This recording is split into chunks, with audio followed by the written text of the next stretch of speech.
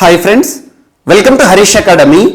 ఈరోజు వార్తలు నిలిచిన జాతీయ అంతర్జాతీయ రాష్ట్రీయ అంశాల గురించి, వార్తలు నిలిచిన వ్యక్తులు, అవార్డులు, పుస్తకాలు, మరి క్రీడా సంబంధిత సమాచారం ఒక్కొక్క అంశాన్ని వివరంగా తెలుసుకుందాం.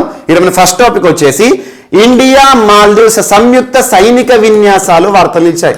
ఇండియా మాల్దీవ్స్ సంయుక్త సైనిక విన్యాసాలు అంటున్నాను. Joint military exercise 2021.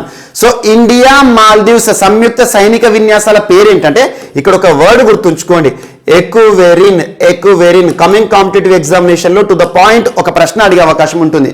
ఎకువెరిన్ సంయుక్త సైనిక విన్యాసాలు లేదా జాయింట్ మిలిటరీ ఎక్సర్సైజెస్ ఏ రెండు దేశాలకి సంబంధించింది అంటే ఇండియా మరియు మాల్దీవ్స్ దేశాలకి సంబంధించింది. ఇండియా, మాల్దీవ్స్. సో ఇక్కడ ఎకువెరిన్ అనే పదం ఏదైతే ఉంటుందో ఏ భాషకి సంబంధించింది అంటే దివేహి అనే ఒక భాష. దివేహి అనే ఒక భాష. సో దివేహి భాష ఇండో ఆరియన్ లాంగ్వేజ్ గ్రూప్ కి సంబంధించిన ఒక భాష. ఎక్కువగా ఈ భాషని ఎక్కడ మనం చూడడం జరుగుతుంది అంటే మన ఇండియాలో సౌత్ ఇండియా, మలబార్ కోస్ట్ ఉంటుంది కదా, అంటే కేరళ తీరము, మరియు లక్షద్వీపులు, మరియు మాల్దీవ్స్, ఈ దేశాల్లో సుపరిచితమైన ఒక భాష దివేహి. ఆ దివేహి భాషలోని ఒక పదమే ఎకువెరిన్. ఎకువెరిన్ అంటే అర్థం ఏంటి, ఇంగ్లీష్ లో అర్థం ఏంటంటే ఫ్రెండ్స్ లేదా ఫ్రెండ్షిప్, స్నేహం లేదా స్నేహితులు అన్నట్టు. సో అలా ఇండియా మరియు మాల్దీవ్స్ సంబంధించి స్నేహ సంబంధాల్లో భాగంగా ఒక పదం ఉంది, అదే ఎకువెరిన్.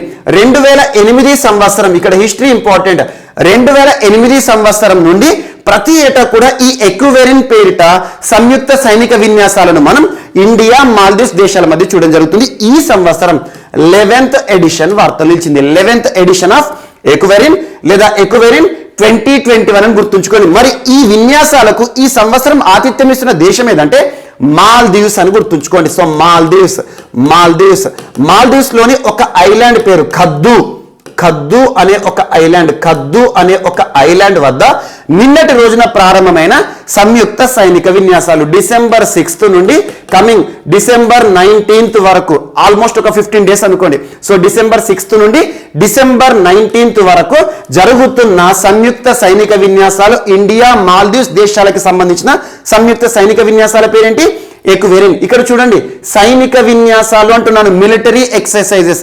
మన భారతదేశానికి సంబంధించి త్రివిధ దళాలకి సంబంధించి ఇండియన్ నేవీ కావచ్చు, లేదా ఇండియన్ ఆర్మీ కావచ్చు, ఇండియన్ ఎయిర్ ఫోర్స్ కావచ్చు, త్రివిధ దళాలకు సంబంధించి ఇటీవల వార్తలు ఇచ్చిన విన్యాసాలు ఏవైతే ఉంటే వాటిపైన ప్రత్యేక శ్రద్ధ చూపండి. ఇక్కడ సైనిక విన్యాసాలు మిలిటరీకి సంబంధించి, మరి ఇండియాకి సంబంధించిన సైనికులు మరియు మాల్దీవ్స్ కి సంబంధించిన మిలిటరీ ఆర్మీ వారు ఉంటారు కదా, వాళ్ళు ఎవరైతే ఉంటారో ఈ ఖద్దు ప్రాంతం వద్ద ప్రత్యేక విన్యాసాలు నిర్వహిస్తున్నారు. కారణం ఏంటి, ఈ రెండు దేశాలకి సంబంధించి డిప్లొమసీ కానివ్వండి, అట్ ద సేమ్ టైం రెండు దేశాలకి సంబంధించి సెక్యూరిటీస్ ఏవైతే ఉంటే అలాంటి అంశాన్ని దృష్టిలో ఉంచుకొని రెండు దేశాల మధ్య రక్షణ పరమైన బంధాలు దృఢంగా ఉన్నాయని చెప్పే ఒక ప్రత్యేకమైన సంయుక్త విన్యాసాలను గుర్తుంచుకొని సంయుక్త సైనిక విన్యాసాలు ఇండియా, మాల్దీవ్స్, ఎకువెరిన్. చాలా ఇంపార్టెంట్ ఈ పదం గుర్తుంచుకొని ఈ సంవత్సరం 11th ఎడిషన్. సో ఇక్కడ ఏంటంటే ఒక సంవత్సరం ఇండియా ఆతిథ్యం ఇస్తుంది ఈ విన్యాసాలకు, సంయుక్త సైనిక విన్యాసాలకు. ఒక సంవత్సరమేమో మాల్దీవ్స్ ఆతిథ్యం ఇస్తుంది. అలా మాల్దీవ్స్ అంటేనే ఐలాండ్ నేషన్. అలాంటి ఐలాండ్ నేషన్ లోని ఒక ఐలాండ్ పేరు గుర్తుంచుకోండి, ఖద్దు ఐలాండ్ కి భారత సైనికులు ఎవరైతే ఉన్నారో ఇటీవల చేరుకోవడం జరిగింది. సో నిన్నటి నుండి ప్రారంభం కావడం జరిగింది. జస్ట్ గుర్తుంచుకోండి ఎకువెరిన్. అలా ఇటీవల కాలంలో ఇక్కడ సైనిక విన్యాసాల గురించి మనం డిస్కస్ చేస్తున్నాం కాబట్టి ఇటీవల కాలంలో మనం డిస్కస్ చేసిన కొన్ని అంశాలు, ఎగ్జాంపుల్ శక్తి సంయుక్త సైనిక విన్యాసాలు, శక్తి జాయింట్ మిలిటరీ ఎక్సర్సైజెస్ ఇటీవల ఏ రెండు దేశాలకి సంబంధించింది అంటే ఇండియా, ఫ్రాన్స్ శక్తి పేరిట ఈ రోజు ఇండియా, మాల్దీవ్స్, ఎకువెరిన్ అంటున్నాం కదా, అలా ఇండియా, ఫ్రాన్స్ కి సంబంధించి ప్రతి ఏటా కూడా మనం చూడడం జరుగుతుంది సంయుక్త సైనిక విన్యాసాలు, joint military exercises, Shakti. And ఇంకొకటి మిత్రశక్తి సంయుక్త సైనిక విన్యాసాలు ఏ రెండు దేశాలకు సంబంధించి అంటే ఇండియా, శ్రీలంక. గరుడ శక్తి ఏ రెండు దేశాలకు సంబంధించి అంటే India, Indonesia. And hand in hand సంయుక్త సైనిక విన్యాసాలు ఏ రెండు దేశాలకి సంబంధించి అంటే ఇండియా, చైనా. కురుక్షేత్ర సంయుక్త సైనిక విన్యాసాలు ఇండియా మరియు సింగపూర్ కి సంబంధించి. అండ్ నోమాడిక్ ఎలిఫెంట్ సంయుక్త సైనిక విన్యాసాలు అనగానే ఇండియా మరియు మంగోలియా దేశాలకి సంబంధించి. అండ్ ఇటీవల కాలంలో అన్నింటికంటే ఇంపార్టెంట్ యుద్ధ అభ్యాస్ అమెరికా వేదికగా ప్రారంభమని చెప్పేసి మనం 15 days బ్యాక్ చూసాం. యుద్ధ అభ్యాస్. సో యుద్ధ అభ్యాస్ అంటే ఇండియా మరియు అమెరికాకి సంబంధించి, ఇండియా అమెరికా. అండ్ ఇటీవల వార్తలు ఇచ్చిన అజేయ వారియర్ సంయుక్త సైనిక విన్యాసాలు లేదా జాయింట్ మిలిటరీ ఎక్సర్సైజ్ అనగానే ఇండియా మరియు యూకే గుర్తుకు రావాలి. సో ఇలాంటి అంశాలు ఏవైతే ఉంటాయో ఇటీవల కాలంలో మనం తరచూ డిస్కస్ చేస్తున్నాం. ఇవి కేవలం ఇండియన్ మిలిటరీకి సంబంధించి సైనిక విన్యాసాల పేర్లు మాత్రం చెప్పాను. అలా ఇండియన్ నేవీకి సంబంధించి, ఇండియన్ ఎయిర్ ఫోర్స్ కి సంబంధించి ఇటీవల కాలంలో మనం డిస్కస్ చేసినవన్నీ కూడా ఒక టేబులర్ రూపంలో ప్రిపేర్ అవ్వండి, సులభంగా గుర్తుంటుంది. సో ప్రతి ఏటా కూడా వార్తలు నిలిచే అంశాలు. ఈ పేర్లు ఏవైతే ఉంటాయో ఇవి మాత్రం స్టాటిక్ గా ఉంటాయి. సో అలా ఇండియా మాల్దీవ్స్ రెండు దేశాల మధ్య సత్సంబంధాలకు సంబంధించి రక్షణపరమైన ఒప్పందాల భాగంగా ఈ ఎక్సర్సైజ్ 11th ఎడిషన్ వార్తలు ఇచ్చింది. December 19th రోజున మరొకసారి మనం చూస్తాం. అండ్ ఇండియా మాల్దీవ్స్ సంబంధాలు అద్భుతంగా ఉంటాయి. ఆపరేషన్ సంజీవని గడిచిన సంవత్సరం కరోనా విపత్కర పరిస్థితుల కాలంలో, కరోనా ఫస్ట్ వేవ్ అప్పుడు ఆపరేషన్ సంజీవని పేరిట మనం మాల్దీవ్స్ దేశానికి ప్రత్యేకంగా మెడిసినల్ సపోర్ట్ ని అండ్ ఫైనాన్షియల్ సపోర్ట్ ని ఇవ్వడం జరిగింది. ఆపరేషన్ సంజీవని అనగానే మనకు మాల్దీవ్స్ కి సంబంధించింది. అండ్ ఇటీవల వ్యాక్సిన్ మైత్రిలో భాగంగా కూడా వీరికి వ్యాక్సిన్ పంపించడం జరుగుతుంది. అండ్ మాల్దీవ్స్ దేశంలో గ్రేటర్ మాలే కనెక్టివిటీ ప్రాజెక్ట్ కోసం భారతదేశం ఆర్థిక సాయం చేస్తోంది. Greater Male connectivity project. And ఇటీవల ఎగ్జిమ్ బ్యాంక్ రుణాలు మాల్దీవ్స్ దేశానికి సంబంధించి చూసాం. మాల్దీవ్స్ దేశంలో పెద్ద పెద్ద హాస్పిటల్స్ నిర్మాణం జరుగుతుంది. అండ్ మాల్దీవ్స్ దేశంలో క్రికెట్ స్టేడియం నిర్మాణం, ఇలాంటి వాటికి భారతదేశం ఆర్థిక సాయం చేస్తోంది. ఇండియా మాల్దీవ్స్ కి సంబంధించిన సంబంధాలను తరచూ మనం డిస్కస్ చేయడం జరుగుతుంది. ఈ రోజు ఎక్వేరింగ్ సంయుక్త సైనిక విన్యాసాలను లింక్ చేస్తూ చూడండి. అండ్ నెక్స్ట్ ఈరోజు మరొక అంశం బ్యాక్ టు వర్క్ తిరిగి ఉద్యోగంలో చేరడం అన్నట్టు. ఏ రాష్ట్రానికి సంబంధించి ఇటీవల వార్తలు ఇచ్చిన బ్యాక్ టు వర్క్ ఏ రాష్ట్రానికి సంబంధించి అంటే భారతదేశంలోని రాజస్థాన్ రాష్ట్రం. సో రాజస్థాన్ రాష్ట్ర ప్రభుత్వం తీసుకొచ్చిన ఒక కొత్త ఇనిషియేటివ్, కొత్త ప్రోగ్రామ్. ఈ ప్రోగ్రామ్ యొక్క ఉద్దేశం ఏంటంటే దాదాపు 15,000 ఉద్యోగాలను క్రియేట్ చేయడం జరిగింది. 15,000 ఉద్యోగాలు లేదా ఉపాధి అవకాశాలు. ఎవరి కోసం అంటే ఎక్స్క్లూజివ్గా విమెన్కి సంబంధించి, మహిళలకి సంబంధించి. ఏ మహిళలకు? అందరికీ కాదు. ఎవరైతే కుటుంబ భారాన్ని మోస్తూ, కుటుంబం కోసం తన జీవితాన్ని అంకితం చేస్తూ, కుటుంబం కోసం తన ఉద్యోగాన్ని కూడా వదిలేసిన వారు ఎవరైతే ఉంటారో, ప్రస్తుతం సమాజంలో చాలా మంది ఉంటారు వివాహం తర్వాత వారు అంతకుముందు వివాహం ముందు చేసే ఉద్యోగం ఏదైతే ఉంటుందో తర్వాత కుటుంబ అవసరాల కోసం, ఇంట్లో వారి కోసము వారి ఉద్యోగాన్ని కూడా వదిలిపెడతారు, త్యాగం చేస్తారు. అలాంటి వారు ఎవరైతే ఉంటారో, ఒకప్పుడు వారి యొక్క ఉద్యోగాలను ఎవరైతే వదులుకున్నారో కుటుంబం కోసం, కుటుంబ పోషణ కోసం, పిల్లల పోషణ కోసం, అనుకోని పరిస్థితిలో వారు ఒంటరిగా మిగిలిపోతున్నారు అనుకోండి. ఎగ్జాంపుల్, ఆ మహిళ భర్తను కోల్పోయిన, వితంతుగా మారిన, లేదంటే భర్త వదిలిపెట్టిన భార్య కానివ్వండి. సో భర్త వదిలిపెట్టడం కొన్ని అలాంటి వారు ఒంటరిగా ఉంటారు. సో ఇలాంటి వారు, లేదా విడాకులు తీసుకున్న మహిళ కానివ్వండి, వారు ఎవరైతే ఉంటారో, ఒంటరిగా ఉంటున్న మహిళలు ఎవరైతే ఉంటారో వారి కోసము వర్క్ ఫెసిలిటీస్ని సో రాష్ట్రంలో ప్రైవేట్ మరియు పబ్లిక్, ముఖ్యంగా ప్రభుత్వ మరియు ప్రైవేట్ సంస్థల ఆధ్వర్యంలో రాజస్థాన్ రాష్ట్ర ప్రభుత్వం ఒక 15,000 ఉద్యోగాలను క్రియేట్ చేయడం జరిగింది. వాటిని కేవలం ఒంటరి మహిళల కోసం మాత్రమే ఇస్తారంట. సో అలా వారి జీవితాన్ని, వారి ఉపాధి అవకాశాలను వారే కొనసాగించుకోవచ్చు అన్నట్టు. అలా మహిళల కోసం, ఒంటరి మహిళల కోసం బ్యాక్ టు వర్క్, తిరిగి మరొకసారి మీరు ఉద్యోగం చేయండి. Either it may be so మనం రియల్ టైం వర్క్ ఏదైతే ఉంటుందో ఆఫీస్కి వెళ్ళి చేయొచ్చు, లేదంటే వర్క్ ఫ్రమ్ హోమ్ ఫెసిలిటీని కూడా ఇస్తున్నారు. అలా ప్రైవేట్ సంస్థలు ఇస్తున్నారు, కొన్ని ఉద్యోగాలను ప్రభుత్వ ఉద్యోగాల కింద కూడా ఇవ్వడం జరుగుతుంది. అలా ఒకటి బ్యాక్ టు వర్క్ అనే ప్రోగ్రామ్ మహిళలకు సంబంధించి ఇటీవల వార్తలు ఇచ్చింది. ఏ రాష్ట్రానికి సంబంధించి అంటే రాజస్థాన్ రాష్ట్రం. రాజస్థాన్ రాష్ట్రంలో ప్రస్తుతం కాంగ్రెస్ అధికారంలో ఉంది. కాంగ్రెస్ సంబంధించి అశోక్ గెహ్లాట్ గారు ప్రస్తుతం ముఖ్యమంత్రిగా ఉన్నారు. సో ముఖ్యమంత్రి మనకు రాజస్థాన్ రాష్ట్రానికి సంబంధించి. అండ్ ఇటీవల రాజస్థాన్ రాష్ట్రానికి సంబంధించి ఇలాంటి అంశాలను తరచు మనం చూస్తున్నాం. గర్గర్ ఔషధి యోజన, ఇంటింటికి 4 ఔషధ మొక్కలను డిస్ట్రిబ్యూట్ చేసే ప్రోగ్రాం కానివ్వండి. అండ్ దేశంలోనే మొట్టమొదటి రాష్ట్రంగా ఇటీవల రాజస్థాన్ రాష్ట్రం వార్తలు ఇచ్చింది. దేనికి సంబంధించి? రాష్ట్రంలోని ప్రతి పౌరుడికి కూడా హెల్త్ ఫెసిలిటీ, హెల్త్ బీమాని కవర్ చేస్తున్నారు, చిరంజీవి యోజన అని చెప్పేసి. And at the same time ఇటీవల రాజస్థాన్ రాష్ట్రానికి సంబంధించి అంబాగఢ్ ఫోర్ట్ వార్తలు ఇచ్చింది, చారిత్రక కోట. అండ్ రాజస్థాన్ రాష్ట్రానికి సంబంధించి దేశంలో 52వ టైగర్ రిజర్వ్, ప్రస్తుతం 53 ఉన్నాయి. సో అలా 52వ tiger reserve Ramgarh Vishdhari tiger reserve వార్తలు ఇచ్చింది. అండ్ ఇటీవల రేర్, అత్యంత అరుదుగా కనిపించే పింక్ చిరుత, గులాబీ చిరుత ఆనవాళ్లను మనం రాజస్థాన్ రాష్ట్రంలో చూడడం జరిగింది. అలా ఇటీవల కాలంలో రాజస్థాన్ రాష్ట్రానికి సంబంధించి మనం డిస్కస్ చేసిన అంశాలు ఏవైతే ఉంటాయో వీటన్నిటిని కూడా లింక్ చేస్తూ చూడండి. అండ్ నెక్స్ట్ ఈరోజు మరొక అంశం. సో రీహాబ్ ఆల్రెడీ ఈ ప్రోగ్రామ్ గురించి గడిచిన సంవత్సరం కాలంగా ఒక 4 సార్లు మనం డిస్కస్ చేస్తాం. మరొకసారి ఈరోజు అస్సాం రాష్ట్రానికి సంబంధించి వార్తలు ఇచ్చింది. సో అస్సాం రాష్ట్రంలో రీహాబ్ ఇనిషియేటివ్ని ప్రారంభించడం జరిగింది.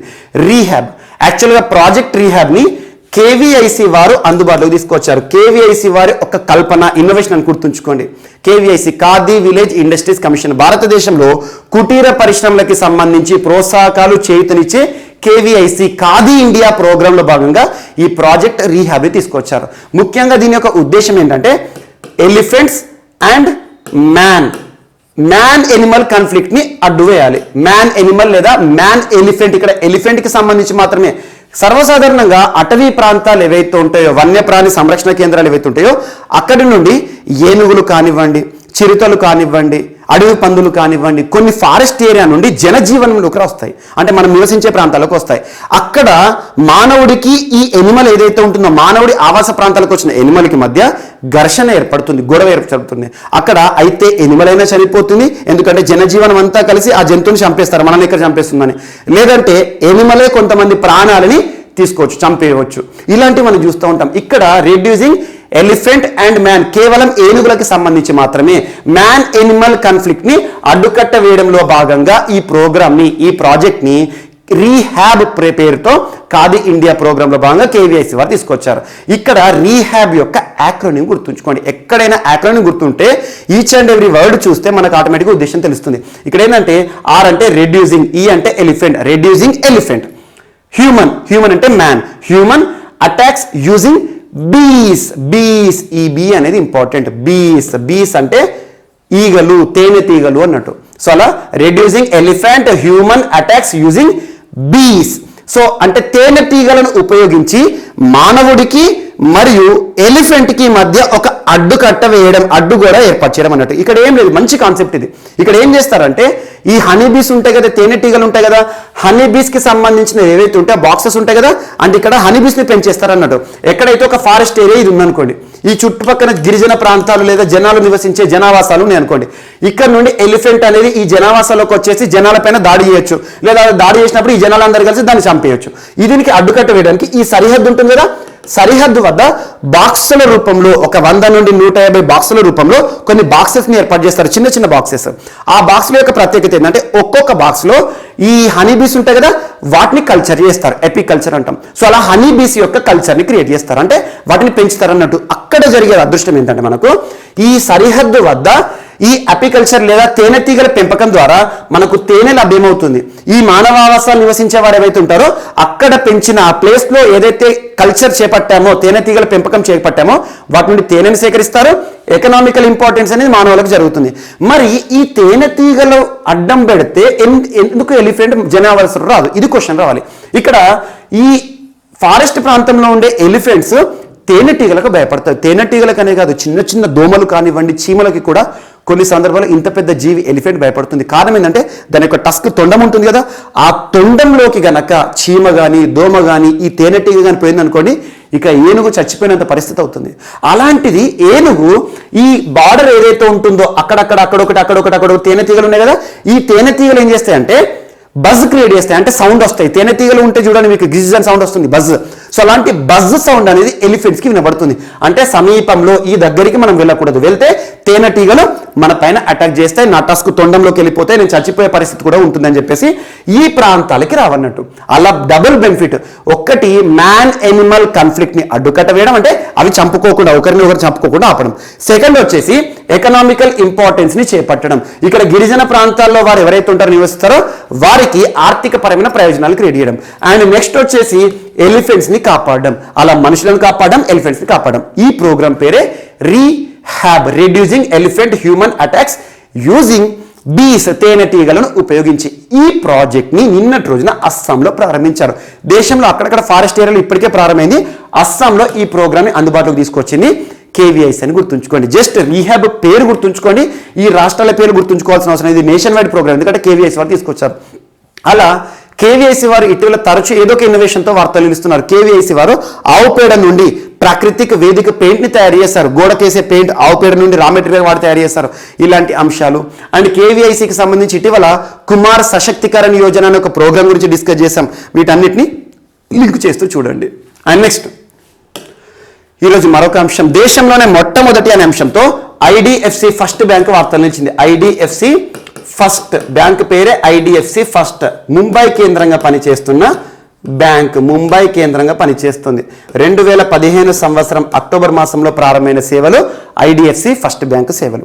అలాంటి ఐడిఎఫ్సి దేశంలోనే మొట్టమొదటి బ్యాంక్ అంటున్నాను. దేనికి సంబంధించి అంటే దేశంలోనే మొట్టమొదటిసారి మెటల్ కార్డుని అందుబాటులోకి తీసుకొచ్చింది. Metal debit or metal credit card. ఏం లేదు, మనం కామన్గా ఏటీఎం కార్డు ఉంటుంది కదా, లేదా క్రెడిట్ కార్డు ఉంటుంది కదా, డెబిట్ కార్డ్స్ ఉంటాయి కదా, అవేంటి ప్లాస్టిక్ ఆధారంగా ఉంటాయి, మనకు కామన్గా వంచితే వంగిపోతాయి. ఇక్కడ ఇదేంటంటే ప్రత్యేకంగా మెటల్, ఇది ఎప్పటికో లైఫ్ లాంగ్ ఉంటుంది అన్నట్టు. సో అలా ఐడిఎఫ్సి ఫస్ట్ బ్యాంక్లో ఎవరైతే ప్రీమియం సేవర్స్ ఉంటారో, అంటే సేవింగ్స్లో ఎక్కువ మొత్తంలో చేసేవారు, మన బ్యాంక్ అకౌంట్ కూడా ఉంటుంది, కేటగరైజేషన్ ఉంటుంది. సో ఎక్కువగా మనము సేవింగ్స్ చేస్తే మనకు ప్రీమియం అకౌంట్ ఉంటుంది. అలాంటి ప్రీమియం అకౌంట్ యూజర్కి లైఫ్ టైం ఉపయోగపడే రీతిలో ఒక మెటల్ కార్డుని అందుబాటులోకి తీసుకొచ్చారు. మెటల్ బేస్డ్ క్రెడిట్ కార్డ్, ఒక ప్రీమియం కార్డుని అందుబాటులోకి తీసుకొచ్చిన first bank IDFC first bank వార్తలు వచ్చింది. జస్ట్ గుర్తుంచుకోండి, టు ద పాయింట్. ఇలాంటి అంశాల్లో మనకు అన్నిటికంటే ఇంపార్టెంట్ అంటే ఇటీవల లాస్ట్ ఒక 4 days బ్యాక్ హెచ్ఎస్బిసి ఇండియా గురించి మనం డిస్కస్ చేసాం. హెచ్ఎస్బిసి ఇండియా భారతదేశంలోనే మొట్టమొదటి బ్యాంక్ వార్తలు ఇచ్చింది. పీవీసీ ఏదైతే ఉంటుందో, poly vinyl chloride plastic, single usable plastic ఏదైతే ఉంటుందో ఆ ప్లాస్టిక్ ని రా మెటీరియల్ గా ఉపయోగించుకొని ఆ బ్యాంకు వారు ఇచ్చే కార్డ్స్ ఉంటాయి కదా, క్రెడిట్ కార్డ్స్, డెబిట్ కార్డ్స్, వాటిని తయారు చేయడం జరిగింది. ఇదొకటి ఇంపార్టెంట్. సో ఇలాంటి అంశాలు లింక్ చేసుకోండి. బ్యాంకులకు సంబంధించి ప్రత్యేకంగా ఇటీవల కాలంలో ఏ అంశాలు అయితే వార్తలు ఇస్తాయో, పోటీ పరీక్షలకు సంబంధించి బ్యాంకింగ్ ఎగ్జామ్స్ పక్కన పెడితే మిగతా గ్రూప్స్, సివిల్స్కి సంబంధించి కూడా ఇలాంటి ప్రశ్నలు అడుగుతారు. అండ్ నెక్స్ట్ ఈరోజు మరొక అంశం, సో త్రిపుర రాష్ట్రానికి సంబంధించి, ఈశాన్య రాష్ట్రమైన త్రిపుర రాష్ట్రానికి సంబంధించి ఒక కొత్త యాప్ వార్తలు ఇచ్చిన కొత్త ఇనిషియేటివ్. ఈ ఇనిషియేటివ్ ఏంటంటే బనాధికార్ యాప్. యాప్ పేరేంటి? బనాధికార్ అనే ఒక యాప్. ఇదంతా కూడా ప్రజలకు అందుబాటులో తీసుకొచ్చే ఒక ప్రత్యేకమైన మొబైల్ యాప్. ఈ యాప్ ద్వారా ఏం చేస్తారంటే రాష్ట్రంలో, త్రిపుర రాష్ట్రంలో ఉండే ప్రజలు ఎవరైతే ఉంటారో వారికి సంబంధించిన భూ పట్టాలను అందించడం జరుగుతుంది. భూ పట్టాలు, మనకు పహానీలు, పట్టాలు అంటే కదా మన ల్యాండ్కి సంబంధించిన రైట్స్. ఆ గిరిజన ప్రాంతాలు లేదా అటవీ ప్రాంతాలు ఏవైతే ఉంటాయో, అటవీ ప్రాంతాలు నివసించే గిరిజనులకి సంబంధించి జీపీఎస్ ఆధారంగా, సో జీపీఎస్ ఆధారంగా ల్యాండ్స్కి సంబంధించిన ఆనవాళ్ళు మొత్తాన్ని కూడా ప్రభుత్వం సేకరిస్తుంది. అంటే ల్యాండ్కి సంబంధించిన డేటాను సేకరిస్తుంది. అలా ఆన్లైన్ విధానంలో జీపీఎస్ ట్రాకింగ్ చేసిన ల్యాండ్స్ ఏవైతే ఉంటాయో ఆ ల్యాండ్ పైన పట్టాదారు, హక్కుదారు ఎవరైతే ఉంటారో వారికి ఆన్లైన్ విధానంలోనే ఆ పట్టాదారుకి ఎవరైతే ఉంటారో పట్టాను అందించే ఒక కార్యక్రమాన్ని గుర్తుంచుకోండి. జస్ట్ ఎగ్జామినేషన్ పాయింట్ ఆఫ్ అడిగేది ఏంటంటే ఇటీవల వార్తలు ఇచ్చిన బనాధికార్ జీపీఎస్ బేస్డ్ ల్యాండ్ రైట్స్ కి సంబంధించిన ఒక యాప్ ఏ రాష్ట్రానికి సంబంధించి వార్తలు ఇచ్చిందంటే త్రిపుర. ఈ ప్రోగ్రామ్ ని నిన్నటి రోజున గిరిరాజ్ సింగ్ గారు లాంచ్ చేయడం జరిగింది. ప్రస్తుతం రూరల్ డెవలప్ మినిస్టర్ గా ఉన్నారు గిరిరాజ్ సింగ్ గారు అని గుర్తుంచుకోండి. సో గిరిరాజ్ సింగ్ గారు లాంచ్ చేసిన బనాధికార్ యాప్. అండ్ త్రిపుర రాష్ట్రం తరచూ వార్తలు నిలుస్తుంది. లాస్ట్ 2 days బ్యాక్ టిప్రా ల్యాండ్ వార్తలు నిలిచింది. టిప్రా ల్యాండ్ ప్రత్యేక రాష్ట్ర ఉద్యమం ఇటీవల తరచూ మనం చూస్తున్నాం. ఏ రాష్ట్రానికి సంబంధించి అంటే త్రిపుర. అండ్ త్రిపుర రాష్ట్రానికి సంబంధించి ఇటీవల ఆ రాష్ట్ర ముఖ్యమంత్రి బిప్లవ్ కుమార్ దేవ్ గారు తరచూ ఒక క్లాత్, రీసా క్లాత్ ని ధరిస్తున్నారు. రీసా అనేది ఏ రాష్ట్ర సంస్కృతిలో భాగం అంటారు? త్రిపుర రాష్ట్రానికి సంబంధించి. అండ్ ఇటీవల కాలంలో ట్రిపులాకి సంబంధించి పైనాపిల్స్ ఎక్స్పోర్ట్ గురించి మనం డిస్కస్ చేసాము. పైనాపిల్స్ ని డిప్లొమసీలో భాగంగా షేక్ హసీనా గారికి, బంగ్లా ప్రధానికి కూడా త్రిపుర రాష్ట్ర ముఖ్యమంత్రి గిఫ్ట్ గా ఇవ్వడం జరిగింది. ఇలాంటి అంశాలను లింక్ చేసుకోండి. ఈశాన్య రాష్ట్రమైన త్రిపుర. అండ్ నెక్స్ట్ ఈరోజు మరొక అంశం, so word of the year సంబంధిత అంశం. వర్డ్ ఆఫ్ ద ఇయర్ 2021 గా ఒక ప్రత్యేకమైన పదం పర్జేవరెన్స్ అనే ఒక పదాన్ని గుర్తుంచుకోండి. ఏ సంస్థ గుర్తించిందంటే కేంబ్రిడ్జ్ డిక్షనరీ. కేంబ్రిడ్జ్ డిక్షనరీ 2021 సంవత్సరానికి గాను వర్డ్ ఆఫ్ ద ఇయర్ గా ఏ పదాన్ని గుర్తించడం జరిగింది అంటారు పోటీ పరీక్షలో? పర్జెవరెన్స్ తెలుగులో మనం ఏమంటామంటే పట్టుదల అనే అర్థాన్ని ఇవ్వడం జరుగుతుంది. పట్టుదల. సో టు అచీవ్ ఎనీథింగ్, మన ఏదైతే ఉంటుందో ఎఫర్ట్ పెట్టడం అన్నట్టు. సో పట్టుదల అనే తెలుగు పదం మనం ఇంగ్లీష్ లో పర్జెవరెన్స్ అనే పదంతో కంపేర్ చేయొచ్చు. పర్జెవరెన్స్ అనే పదాన్ని కూడా మనం తరచూ డిస్కస్ చేస్తున్నాం. దేనికి సంబంధించి? నాసాకి సంబంధించి, అమెరికాకి సంబంధించి మార్స్, రెడ్ ప్లానెట్, అరుణ గ్రహం ఉంది కదా, అలాంటి అరుణ గ్రహం పైన పరిశోధనల కోసం నాసా చేస్తున్న ప్రయోగాల్లో భాగంగా వాళ్ళు ప్రయోగించిన రోయర్ పేరేంటి? Perseverance Royer. ఇది అద్భుతమైన పరిశోధన చేస్తుంది. అక్కడ ఉండే నది ఆనవాళ్ళు కానివ్వండి, ఒకప్పటి ఆనవాళ్ళు కానివ్వండి. పర్సివరెన్స్ రోయర్ ఇంజెన్యూటీ అనే ఒక హెలికాప్టర్ని కూడా లాంచ్ చేసింది. సో మార్స్ పైన మొట్టమొదటిసారి హెలికాప్టర్ని ఆవిష్కరించిన దేశంగా యుఎస్ఏ వార్తలు ఇచ్చినాయి. కారణం పర్సివరెన్స్. అలాంటి పర్సివరెన్స్ అనే పదము ఈ సంవత్సరానికి గాను వర్డ్ ఆఫ్ ద ఇయర్ 2021 గాను ఏ సంస్థ ప్రకటించింది అంటే ప్రముఖ డిక్షనరీ కేంబ్రిడ్జ్ డిక్షనరీ అని గుర్తుంచుకోండి. లాస్ట్ ఇలాంటి పదాలను మనం తరచూ చూస్తున్నాం. లాస్ట్ ఒక 2-3 డేస్ బ్యాక్ మనం మెరియం వెబ్స్టర్ అనే ఒక ప్రత్యేకమైన డిక్షనరీ, మెరియం వెబ్స్టర్ అమెరికా ఆధారిత సంస్థ మెరియం వెబ్స్టర్ అనే సంస్థ ఈ సంవత్సరానికి గాను వ్యాక్సిన్ అనే పదాన్ని గుర్తించడం జరిగింది. Word of the year 2021 vaccine పదం దేనికి సంబంధించి? మెరియం వెబ్స్టర్ అనే ఒక ప్రత్యేకమైన సంస్థ. అలా ఇటీవల కాలంలో కొలిన్స్ డిక్షనరీ, సో కొలిన్స్ సంస్థ వారు ఒక ప్రత్యేకమైన పదం, ఆ పదం ఏంటంటే నాన్ ఫంజిబుల్ టోకెన్స్, ఎన్ఎఫ్టి అనే పదాన్ని, non fungible tokens crypto currency block chain టెక్నాలజీలో ఉపయోగపడే సర్టిఫికెట్, నాన్ ఫంజిబుల్ టోకెన్ అనే ఒక ప్రత్యేకమైన పదాన్ని వర్డ్ ఆఫ్ ద ఇయర్ గా ఏ సంస్థ ప్రకటించింది 2021 అంటే కొలిన్స్ అనే సంస్థ. అలా ఇటీవల ఆక్స్ఫర్డ్ డిక్షనరీ, ప్రపంచ ప్రఖ్యాత డిక్షనరీ ఆక్స్ఫర్డ్ డిక్షనరీ 2021 సంవత్సరం గాను వర్డ్ ఆఫ్ ద ఇయర్ గా ఏ వర్డ్ ని ప్రకటించింది అంటారు? వ్యాక్స్ అనే పదం, వ్యాక్స్. ఇలాంటి పదాలు లింక్ చేసుకోండి. అలా వర్డ్ ఆఫ్ ద ఇయర్ పైన కూడా కొన్ని మిస్లేనియస్ ఎగ్జామ్స్ లో పోటీ పరీక్షలో ప్రశ్నలు అడుగుతున్నారు. ఇక్కడ 4 సంస్థలను కవర్ చేయడం జరిగింది. ఈ 4 సంస్థలు కూడా ఇంపార్టెంట్. ఆ కన్సర్న్ వర్డ్ ఏంటి, ఆ వర్డ్ యొక్క మీనింగ్ ఏంటో చూడండి, సరిపోతుంది. ఈ రోజు Perseverance word of the year 2021 Cambridge dictionary అని గుర్తుంచుకోండి, సరిపోతుంది. అండ్ నెక్స్ట్ రాష్ట్రీయ అంశాల్లో భాగంగా Telangana state cooperative apex bank, Telangana state cooperative apex bank లేదా తెలుగులో ఏమంటామంటే మనం తెలంగాణ రాష్ట్ర సహకార అపెక్స్ బ్యాంక్ అంటాం. Telangana state cooperative apex bank TESCAB అంటాం. సో ఈ సంస్థ రాష్ట్రంలోని ఉద్యోగులు ఎవరైతే ఉంటారో, ఈ సంస్థ ఆధ్వర్యంలో పనిచేసే బ్యాంకు ఉద్యోగులు ఎవరైతే ఉంటారో సహకార బ్యాంకుకి సంబంధించి ఆ ఉద్యోగులకు ఒక ఉత్తర్వులను విడుదల చేసింది. ఆ ఉత్తర్వుల యొక్క సారాంశం ఏంటంటే రాష్ట్రంలో కోవిడ్-19 వ్యాక్సిన్ కి సంబంధించి ఇప్పటి వరకు అట్లీస్ట్ ఫస్ట్ డోస్ అయినా కంప్లీట్ కాని వాళ్ళు ఎవరైతే ఉంటారో ఇమ్మీడియట్ గా వ్యాక్సిన్ తీసుకోండి. ఇక 2 డోసెస్ కంప్లీట్ అయితే వాళ్ళని మెచ్చుకోవడం జరుగుతుంది, ప్రశంసించడం జరుగుతుంది. ఇప్పటి వరకు కూడా వ్యాక్సిన్ తీసుకోకుండా ఎవరైతే ఉద్యోగిగా పనిచేస్తున్నారో వారందరికీ కూడా ఒక అల్టిమేట్ ఒక జారీ చేసిన ఉత్తర్వులు అదేంటంటే నెక్స్ట్ మంత్ నుండి శాలరీస్ అనేవి ఇవ్వబడవు. సో మీరు ఉద్యోగం చేయండి కానీ మీరు చేసినా కూడా మీకు శాలరీస్ ఇవ్వమని చెప్పేసి ఇమ్మీడియట్ గా వ్యాక్సినేషన్ తీసుకోండి అని చెప్పేసి ఉత్తర్వులను విడుదల చేసింది. ఏ బ్యాంక్ అంటారు? తెలంగాణ రాష్ట్ర సహకార అపెక్స్ బ్యాంక్. ఇలాంటి అంశాలు మనం తరచూ చూస్తున్నాం.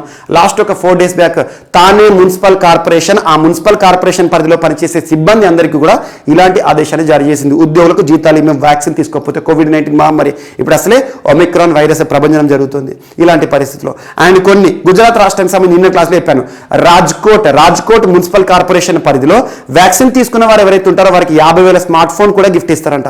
ఇలాంటి అంశాలు అంటే వ్యాక్సినేషన్ ని మరింత వేగవంతం చేయడం, వ్యాక్సిన్ పట్ల ప్రజల్లో ఉన్న అపోహలు ఏవైతే ఉంటాయో, అవగాహన రాహిత్యం ఏదైతే ఉంటుందో దాన్ని తీసేస్తూ ప్రత్యేక అంశాలు ఏవైతే ఇటీవల వార్తలు ఇచ్చా వాటిని డిస్కస్ చేయండి, మనం లింక్ చేస్తూ చూడండి. అండ్ నెక్స్ట్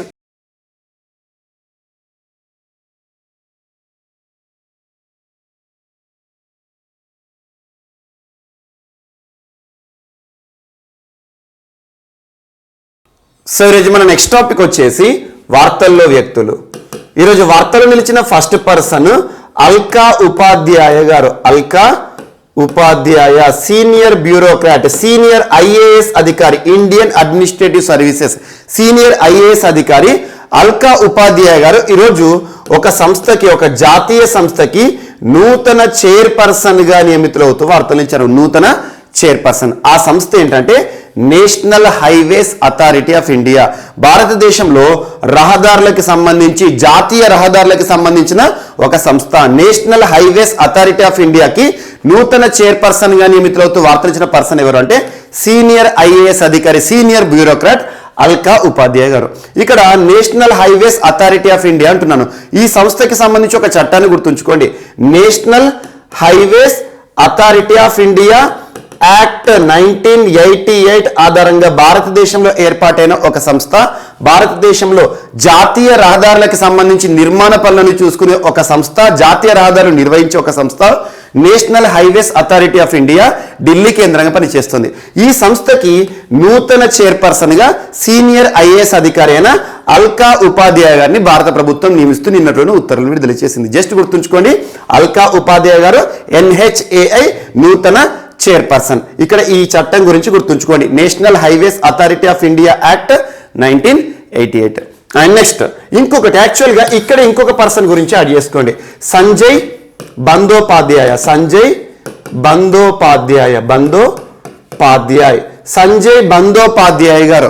సో ఇతను కూడా సీనియర్ ఐఏఎస్ అధికారి. ఈరోజు ఒక జాతీయ సంస్థ, ఒక సంస్థకి నూతన చైర్పర్సన్ గా నియమితులవుతూ వార్తలు ఇచ్చారు. ఆ సంస్థ ఏంటంటే inland waterways authority of India. Inland waterways authority of India అంటున్నాను. ఇందాకేం చెప్పాను, national highways authority of India అన్నాను. ఎక్కడ? అల్కా ఉపాధ్యాయ గురించి. National highways authority of India ఏమో భారతదేశంలో రవాణా వ్యవస్థకి సంబంధించి రహదారులు, జాతీయ రహదారులకి సంబంధించిన సంస్థ. ఇక్కడ inland waterways authority of India అంటే భారతదేశంలో ఇన్లాండ్ వాటర్స్ ఏవైతే ఉంటాయో, ఇన్లాండ్ వాటర్ ట్రాన్స్పోర్టేషన్ సంబంధించిన ఒక అత్యున్నత సంస్థ.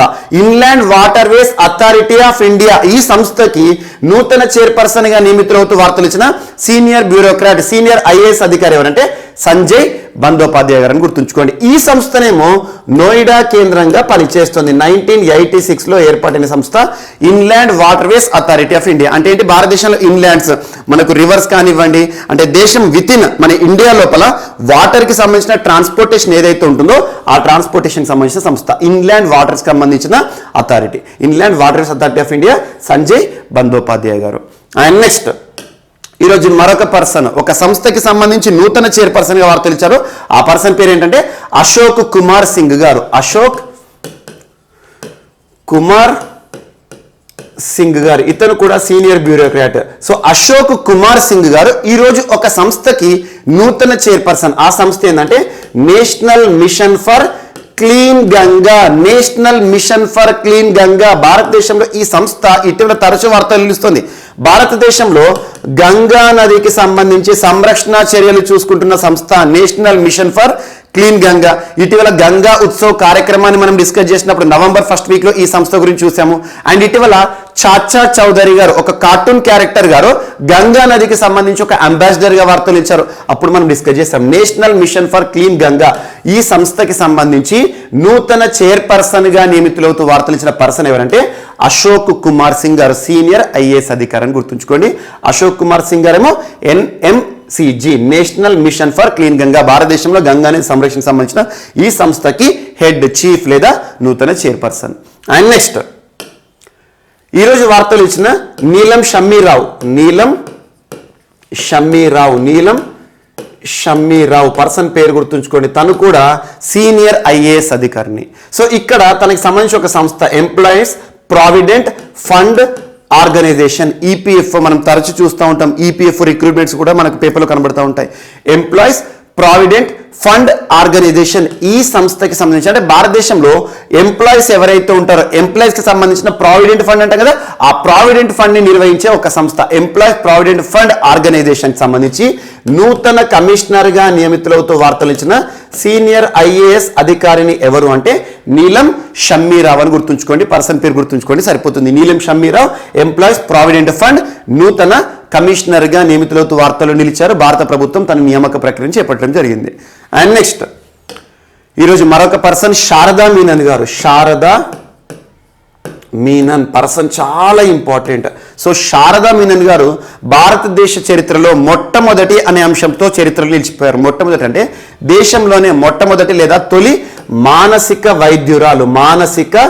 వైద్యురాలు అంటే ఏంటి? సైకియాట్రిస్ట్ అంటాం. మనం సైకియాట్రిస్ట్ అంటాం కదా, అంటే మనకు మానసికంగా ఏదైనా ఇబ్బంది ఉన్నా, ఏదైనా ఒత్తిడికి గురైనా కూడా సైకియాట్రిస్ట్ దగ్గరికి వెళ్తాం. సో అలా దేశంలో తొలి మానసిక వైద్యురాలు, సో తొలి మహిళా మానసిక వైద్యురాలిగా గుర్తింపు పొందిన శారదా మీనన్ గారు నిన్నటి రోజున చెన్నైలో తుదిశ్వాస విడుస్తూ వార్తలు నిలిచారు. యాక్చువల్గా తను బెంగళూరులోని national institute for mental and neuro సైన్సెస్కి సంబంధించి అక్కడి నుండి పీజీ అండ్ పిహెచ్డి పొందడం జరిగింది. ఆ తర్వాత తనకి సంబంధించి వైద్య విద్య కానివ్వండి ఇవన్నిటి గురించి క్వశ్చన్స్ అడిగారు ఎగ్జామినేషన్ పాయింట్ ఆఫ్ వ్యూలో. మానసిక వైద్యురాలిగా గుర్తింపు పొందిన శారదా మీనన్ గారి యొక్క ప్రతిభను, తన యొక్క సేవలను భారత ప్రభుత్వం గుర్తించి 1992 ఇయర్లో పద్మ పురస్కారాన్ని ఇచ్చి సత్కరించడం జరిగింది. పద్మభూషణ్ శారదా మీనన్ గారు పద్మ పురస్కార గ్రహీతలు వార్తలు నిలిస్తే వారి గురించి ప్రత్యేకంగా చూడండి. మరణిస్తూ వార్తలు ఇచ్చిన పర్సన్స్ ఎవరైతే ఉంటారో వారికి సంబంధించి ఇంపార్టెన్స్ ఇవ్వండి. సో పద్మభూషణ్ భారత ప్రభుత్వం 1992 సంవత్సరంలో శారదా మీనన్ గారికి, ఒక వైద్యురాలు డాక్టర్ శారదా మీనన్ గారికి పద్మ పురస్కారాన్ని ఇచ్చి సత్కరించడం జరిగింది. నిన్నటి రోజున వృద్ధాప్య సమస్యలు, అనారోగ్య సమస్యల కారణంగా తుది శ్వాస విడిచారు. సో చెన్నైలో అని గుర్తుంచుకోండి సరిపోతుంది. అండ్ నెక్స్ట్ ఈరోజు మరొక పర్సన్, దేశంలోనే మొట్టమొదటి తొలి ట్రాన్స్జెండర్గా వార్తలు ఇచ్చారు. తన పేరేంటంటే శృతి సితారా ఇండియాస్ ఫస్ట్ ట్రాన్స్జెండర్. దేనికి సంబంధించి అంటే global transgender universe, miss global transgender universe అంటే వీరికి సంబంధించిన అందాల పోటీలు అన్నట్టు. సో ట్రాన్స్జెండర్లకు సంబంధించిన అందాల పోటీల్లో ఎక్కడ ముగిశాయంటే ఈ గ్లోబల్ మిస్ ట్రాన్స్ యూనివర్స్ ఎక్కడ జరిగాయంటే లండన్ వేదికగా ఇటీవల ముగిశాయి. లండన్ వేదిక ముగిసిన ట్రాన్స్జెండర్ల అందాల పోటీల్లో అంతర్జాతీయ పోటీలు ఇవి. సో ప్రపంచవ్యాప్తంగా ఈ పోటీల్లో భారతదేశానికి సంబంధించిన ఒక ట్రాన్స్జెండర్ కేరళలో ఉంటున్నారు. సో భారతదేశానికి సంబంధించిన శృతి సితారా గారు విజేతగా నిలిచారు. అంటే ట్రాన్స్జెండర్ పర్సన్ గా వార్తలు నిలిచారు. అందాల పోటీలు, ట్రాన్స్జెండర్కి సంబంధించిన అందాల పోటీలో విజేతగా గుర్తుంచుకోండి సరిపోతుంది. ఎగ్జామినేషన్ పాయింట్ ఆఫ్ వ్యూ శృతి సితారా గారి పేరు గుర్తొచ్చింది అనుకోండి, కనిపించింది అనుకోండి, ట్రాన్స్జెండర్ గుర్తుంచుకోండి. అందాల పోటీలు ఈ ఈవెంట్స్ గుర్తుంచుకోవాల్సిన అవసరం లేదు. దేశంలోనే మొట్టమొదటి అంతర్జాతీయ అందాల పోటీలో విజేతగా నిలిచిన పర్సన్ పేరు ఏంటంటే శృతి సితారా. ఇటీవల ఇలాంటి పర్సన్స్ గురించి మనం తరచూ డిస్కస్ చేస్తున్నాం. థర్డ్ జెండర్కి సంబంధించి దేశంలోనే మొట్టమొదటి ట్రాన్స్జెండర్గా మోనికా దాస్ గారు వార్తలు ఇచ్చారు. లాస్ట్ ఇయర్ మోనికా దాస్ గారు ప్రత్యేకత ఏంటి? దేశంలోనే మొట్టమొదటి ట్రాన్స్జెండర్ ప్రిసైడింగ్ అధికారి. అలా ట్రాన్స్జెండర్కి సంబంధించి ప్రత్యేక శ్రద్ధ చూపండి. కమింగ్ కాంపిటేటివ్ ఎగ్జామ్స్లో పోటీ పరీక్షలు అడిగే అవకాశం ఉంటుంది. ఇటీవల కేరళ రాష్ట్ర హైకోర్టు ఎర్నాకులం ఎన్సీసీకి సంబంధించి నేషనల్ క్యాడెట్ కాప్స్లో ట్రాన్స్జెండర్కి కూడా అవకాశాలు ఇవ్వండి అని చెప్పేసి కేంద్ర ప్రభుత్వానికి కొన్ని ఆదేశాలు ఇవ్వడం జరిగింది. అలాంటి ట్రాన్స్జెండర్కి సంబంధించిన అంశం కానివ్వండి. అండ్ ఇటీవల నోయిడా మెట్రో రైల్వే స్టేషన్ పరిధిలో ప్రైడ్ స్టేషన్ సెక్టార్ 50 రైల్వే స్టేషన్ని ప్రైడ్ స్టేషన్గా ట్రాన్స్జెండర్లకి అంకితం ఇవ్వడం జరిగింది. ఇలాంటి అంశాలు కానివ్వండి. అండ్ దేశంలోని మొట్టమొదటి రాష్ట్రంగా ఇటీవల తెలంగాణ రాష్ట్రం ట్రాన్స్జెండర్లకి సంబంధించి ఒక ప్రత్యేక సెంటర్, కౌన్సిలింగ్ సెంటర్ ఏర్పట్టే వార్తలు ఇచ్చింది. దేశంలోని మొట్టమొదటి ట్రాన్స్జెండర్ లాయర్గా ఇటీవల శశి కుమార్ గారు అలియాస్ శశి గారు వార్తలు ఇచ్చారు కర్ణాటక రాష్ట్రానికి సంబంధించి. అండ్ దేశంలోని మొట్టమొదటి ట్రాన్స్జెండర్ లేదా జెండర్ పార్క్ సంబంధిత అంశంతో కేరళ రాష్ట్రం వార్తలు నిలిచింది. అండ్ దేశంలోనే మొట్టమొదటిసారి ట్రాన్స్జెండర్స్ కోసం ఉద్దేశించబడిన exclusive transgender COVID-19 vaccination centre మనకి గౌహతికి సంబంధించి వార్తలు నిలిచింది. ఇలాంటి అంశాలు ట్రాన్స్జెండర్లకు సంబంధించి ఏవైతే మనం డిస్కస్ చేసామో వీటితో పాటు ఇటీవల ట్రాన్స్జెండర్కి సంబంధించి ప్రతి ఒక్క టాయిలెట్ అని చెప్పేసి తానే మున్సిపల్ కార్పొరేషన్ ఇలాంటి అంశాలు మనం డిస్కస్ చేసాం. వీటన్నిటిని కూడా లింక్ చేస్తూ చదవండి. సో ట్రాన్స్జెండర్కి సంబంధించి ప్రస్తుతం భారత ప్రభుత్వము ఒక చట్టాన్ని అమలు చేస్తుంది. Transgender persons protection of rights act 2019. ఈ చట్టాన్ని గుర్తుంచుకోండి. వీరికి సంబంధించి పథకాలు కానివ్వండి, నూతన అంశాలు ఏవి వార్తలు ఇచ్చినా, న్యూ ఇనిషియేటివ్స్ ఏ వార్తలు ఇచ్చినా కూడా ministry of social justice and empowerment అనే ఒక మంత్రిత్వ శాఖ, కేంద్ర సామాజిక న్యాయ సాధికారత మంత్రిత్వ శాఖ వారి ఆధ్వర్యంలో ఈ ట్రాన్స్జెండర్కి సంబంధించి, థర్డ్ జెండర్కి సంబంధించిన ప్రత్యేకమైన పథకాలు కానివ్వండి, న్యూ ఇనిషియేటివ్స్ కానీ ఉంటాయి. సో ఈరోజు శృతి సితారా అంతర్జాతీయ పోటీలో అందాల ట్రాన్స్జెండర్లుగా వర్తలించారని గుర్తుంచుకోండి సరిపోతుంది. అండ్ నెక్స్ట్ కార్ల్ నెహమ్మర్ గారు. కార్ల్ నెహమ్మర్ గారు ఈరోజు ఒక దేశానికి నూతన ఛాన్సలర్గా వార్తలు ఇచ్చారు. నూతన ఛాన్సలర్ అంటే ఏం లేదు, దేశాధ్యక్షుడు అన్నట్టు. కొన్ని దేశాలకు మనం ఛాన్సలర్ అనే పదాన్ని వాడతాం. ఎగ్జాంపుల్ నిన్నటి క్లాస్లో మనం డిస్కస్ చేసాం. జర్మనీ ఛాన్సలర్ యాంజెలా మెర్కెల్ గారు దిగిపోయారని చెప్పాను. అలా ఛాన్సలర్ అంటే ఒక దేశానికి అధ్యక్షుడు, దేశానికి పెద్ద అన్నట్టు. సో ఇక్కడ ఈ కార్ల్ నెహమ్మర్ గారు ఏ దేశానికి సంబంధించి నూతన ఛాన్సలర్గా ఈరోజు వార్తలు ఇచ్చారంటే ఆస్ట్రియా చాలా ఇంపార్టెంట్ కంట్రీ. ఆస్ట్రియాకి చాలా హిస్టారికల్ ఇంపార్టెన్స్ ఉంటుంది. మనం చిన్నప్పుడు వరల్డ్ హిస్టరీలో కానివ్వండి ఇప్పటికి కూడా మనం చూస్తూ ఉంటాం. ఆస్ట్రియా అనగానే చాలా వాటికి ప్రధాన కేంద్రాలు ఉంటాయి. ఆస్ట్రియాకి సంబంధించి పురాతన క్రీడలు కానివ్వండి, ఆస్ట్రియాకి సంబంధించి వియన్నా మహాసభలు మనకు చరిత్రలో ఇంపార్టెంట్. సో వియన్నా, ఆస్ట్రియాకి సంబంధించి వియన్నా హెడ్ క్వార్టర్గా చాలా సంస్థలకు పనిచేస్తుంది. అంతర్జాతీయ సంస్థలు వియన్నా కేంద్రంగా పనిచేస్తున్నాయి. ఇంటర్నేషనల్ డ్రగ్స్కి సంబంధించి, మాదక ద్రవ్యాలకు సంబంధించి అప్పుడు మనం డిస్కస్ చేస్తాం. అలాంటి ఆస్ట్రియా దేశానికి నూతన ఛాన్సలర్గా ఎవరు వార్తలు ఇచ్చారు ఇటీవల అంటే కార్ల్ నెహమ్మర్ గారు. ఎవరి స్థానంలో అంటే అలెగ్జాండర్ షాలెన్బర్గ్ అలెగ్జాండర్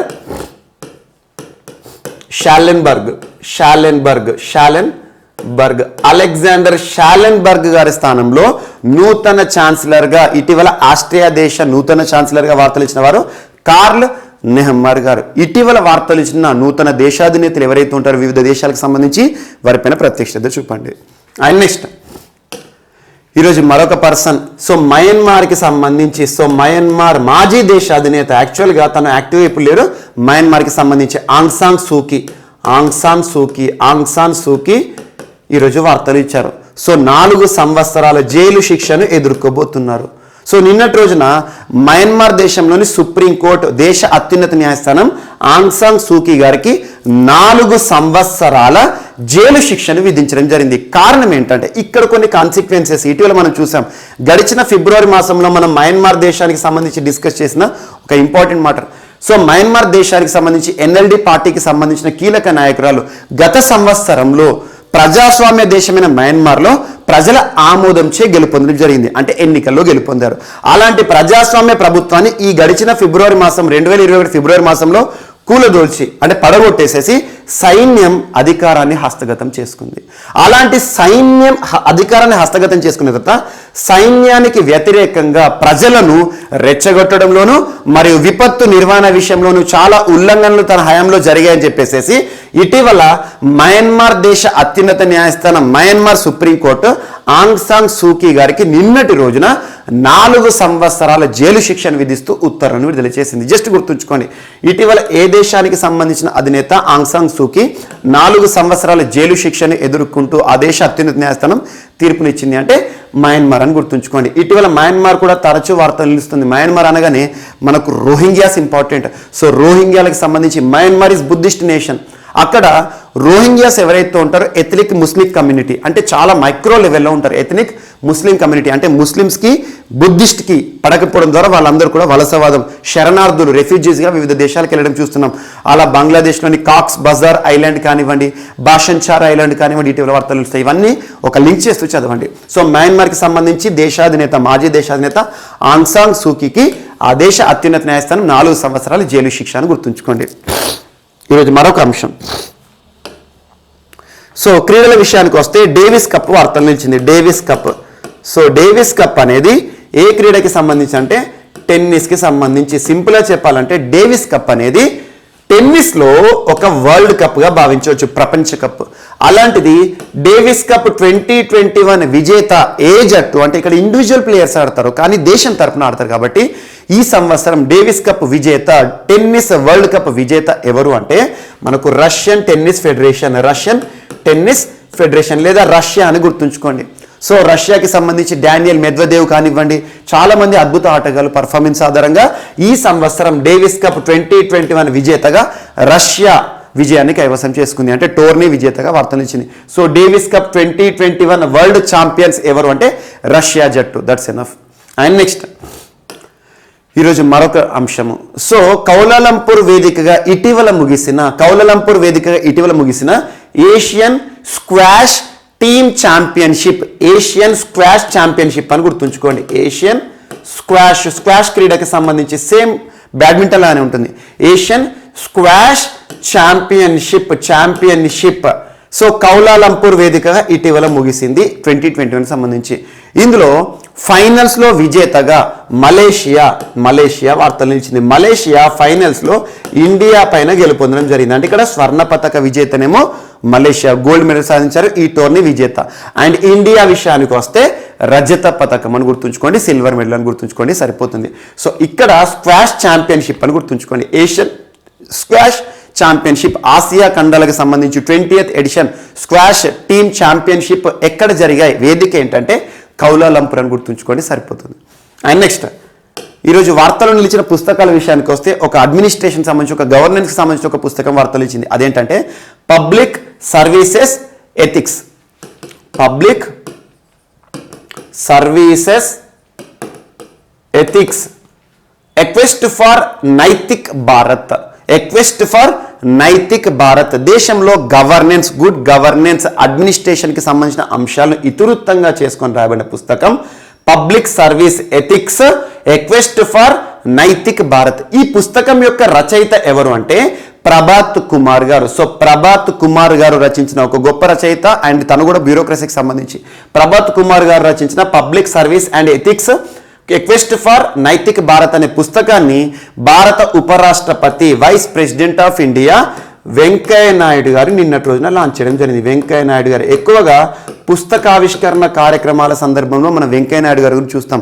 స్వతహాగా ఒక గొప్ప వక్త, ఆరేటర్, ఒక గొప్ప ఆథర్, రచయిత. సో అద్భుతమైన ప్రతిభ ఉన్న వెంకయ్య నాయుడు గారు ఈ పుస్తకాన్ని ఆవిష్కరించడం జరిగింది. So public service ethics a quest for Naitik Bharat. ఈ పుస్తకం యొక్క రచయిత ఎవరంటే గవర్నెన్స్ సంబంధించిన లేదా అడ్మినిస్ట్రేషన్ సంబంధించిన ఈ పుస్తకం యొక్క రచయిత ఎవరంటే ప్రభాత్ కుమార్ అని గుర్తుంచుకోండి. శ్రీ ప్రభాత్ కుమార్ బ్యూరోక్రసీకి సంబంధించిన ప్రముఖులు. అండ్ నెక్స్ట్ ఈరోజు వార్తలు ఇచ్చిన చివరి టాపిక్, లాస్ట్ ఒక పుస్తకం 1971 వార్ అంశాలను ఇతివృత్తంగా తీసుకొని రాయబడిన పుస్తకం 1971 చార్జ్ ఆఫ్ ద గోర్ఖాస్.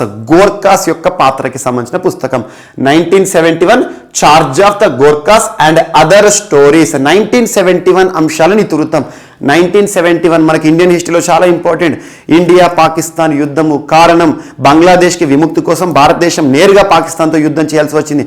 అలా 1971 హిస్టరీలో చాలా ఇంపార్టెంట్. అలాంటి 1971 సంబంధించి ఆ సమయంలో గోర్ఖాస్ యొక్క పాత్ర, అసలు వారు ఏ రకంగా యుద్ధంలో పార్టిసిపేట్ చేయలేదు, కొంతమంది హీరోస్ ఉన్నారు ఈ పుస్తకంలో, కొంతమంది హీరోస్ గురించి కూడా ప్రస్తావించడం జరిగింది. అలా 1971 charge of the Gorkhas and other stories అనే పుస్తకం ఇటీవల వార్తలు ఇచ్చింది. జస్ట్ టు ద పాయింట్ అడగబోయే అంశం ఏంటంటే ఆ పుస్తకం యొక్క రచయిత ఎవరు అంటారు. ఆ పుస్తకం యొక్క రచయిత మనకు రచనా బిస్త్ రావత్. రచనా బిస్త్ రావత్ అని గుర్తుంచుకోండి. రచనా బిస్త్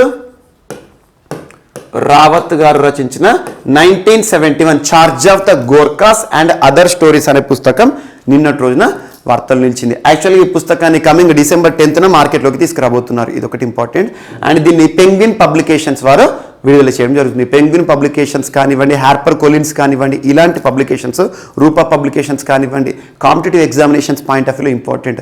పెంగ్విన్ పబ్లికేషన్స్ వారు మనం ముందుకు తీసుకురాబోతున్న 1971 charge of the Gorkhas and other stories అనే పుస్తకం యొక్క రచయిత ఎవరు అంటారు. రచనా బిస్త్ రావత్ అని గుర్తుంచుకోండి, సరిపోతుంది. సో ఇవి ఈరోజు వార్తలు నిలిచిన అంశాలు. మిస్లేనియస్ అంశాలు మనం మిగిలిపోతే మాత్రం రేపటి క్లాస్లో యాడ్ చేసుకొని నేర్చుకుందాం. రేపు కలుద్దాం. Thank you.